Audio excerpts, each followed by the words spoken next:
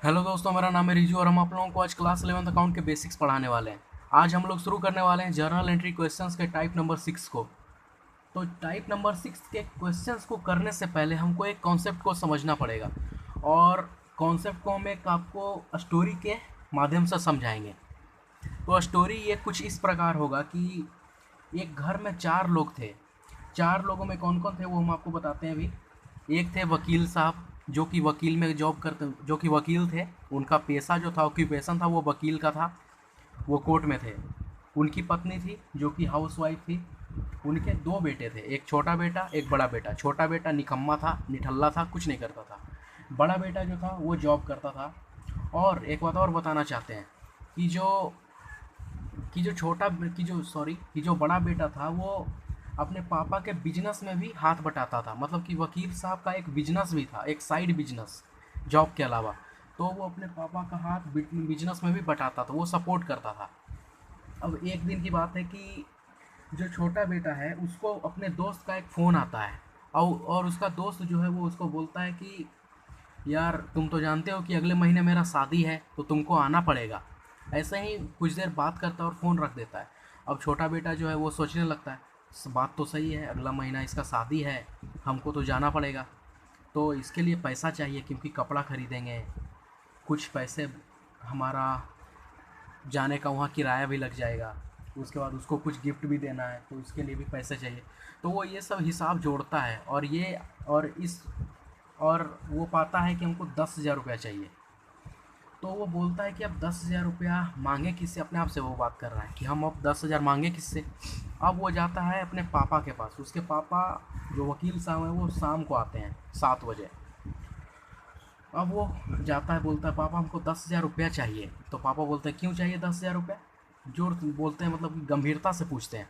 अब वो बोलता है कि मेरा दोस्त का शादी है अगले महीने के 10 तारीख को, हमको जाना है। तो हम कैसे जाएंगे इससे पुराने कपड़े में, हमको नया कपड़ा लेना पड़ेगा ना। तो उसके पापा बोलते हैं तुम कमाता तो है नहीं कुछ, बस घर में खाता रहता है, बैठा रहता है, सोता रहता है। देखो तुम्हारा बड़ा भाई जो है खुद के दम पे मेहनत करता है और कमाता है, मेरा बिजनेस में भी पैसा देता है। और तुम क्या करता है, बस खर्चा करवाता है, मेरे बिजनेस से पैसा निकालता रहता है। अब बिजनेस से पैसा निकालता रहता है, इसको हम समझाएंगे बाद में, ये क्वेश्चन रहेगा। जो बड़ा बेटा है वो बिजनेस में पैसा लगाता है, जो छोटा बेटा है वो बिजनेस से पैसा निकालता है। अब देखिए आगे सुनिए। अब वो जो छोटा बेटा है वो मम्मी के पास चला जाता है। मम्मी उसकी किचन में खाना बना रही थी शाम को। तो और ये बात आप जानते ही होंगे कि जो छोटा बेटा या छोटी बेटी होती है वो मम्मी की बहुत प्यारी होती है या होता है। तो ये भी था, मम्मी के पास जाके ऐसे बोलता है, बात को बढ़ा चढ़ा के, कि लगता है कि मेरा इस घर में कोई इज्जत ही नहीं है, हमको सब बोलते रहते हैं कमाओ कमाओ कमाओ, हम बस खाते रहते हैं कि या तो घर में, हमको मन करता है कि हम घर से निकल जाएं, हम कहीं कमाने लग जाएं।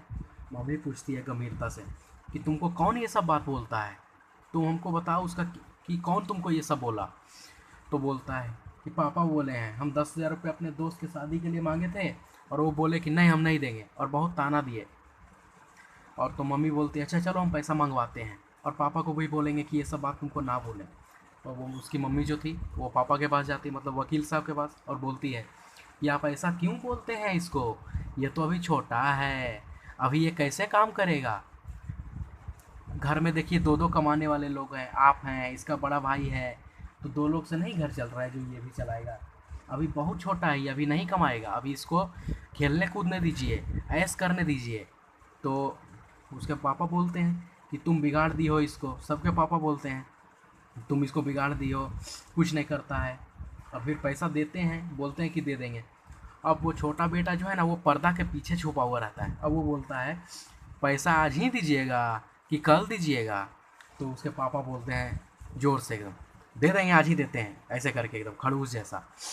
अब वो छोटा बेटा पैसा लेता है और वो अगले महीने शादी में चला जाता है। अब देखिए, उतने उसके बाद, मतलब कि 1-1.5 महीने बाद जो उसका बड़ा भाई था ना वो आता है, और अपने पापा को यानी कि वकील साहब को बोलता है कि आज मेरा सैलरी मिला है जॉब से, तो हम अपने बिजनेस में, जो आपका बिजनेस है ना उसमें हम पैसा लगाना चाहते हैं, हम उसमें इन्वेस्ट करेंगे, देंगे पैसा। तो वकील साहब बोलते हैं दे दो पैसा, और छोटा भाई को भी बहुत बताते हैं देखो एक तुम है जो कि बिजनेस से पैसा निकाल लेता है, और ये है जो कि बिजनेस में पैसा लगा देता है। अब ये कहानी यहीं ख़त्म होता है। हम आपको बोले थे कि 2 क्वेश्चन रहेगा, बिजनेस से पैसा निकालना और बिजनेस में पैसा लगाना। तो बिजनेस से पैसा निकालने का मतलब क्या होता है? मतलब कि देखिए, जैसे मान लीजिए कि आपके पापा बिजनेस कर रहे हैं, या करते भी होंगे कितने के पापा। तो आपके पापा बिजनेस कर रहे हैं, उससे वो पैसे कमाते होंगे, और आप बोले कि पापा हमको एक शर्ट चाहिए। आप शर्ट गए लेने, तो पापा तो जो आपके पापा हैं वो बिजनेस का ही ना पैसा देंगे, 1,000 रुपया शर्ट में, या जितना का भी होगा। तो वो बिजनेस का पैसा हुआ, इसी को बोलते हैं बिजनेस से पैसे निकालना।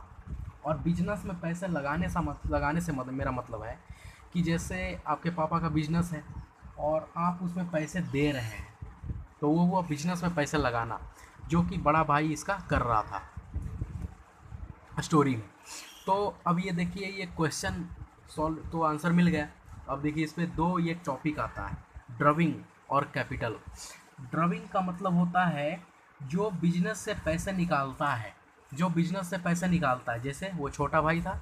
और कैपिटल मतलब कि जो बिजनेस में पैसा लगाता है, तो यही हो गया। तो अब इस पे हम लोग क्वेश्चन करने वाले हैं आगे। ये दोनों कॉन्सेप्ट था इस स्टोरी के पीछे का।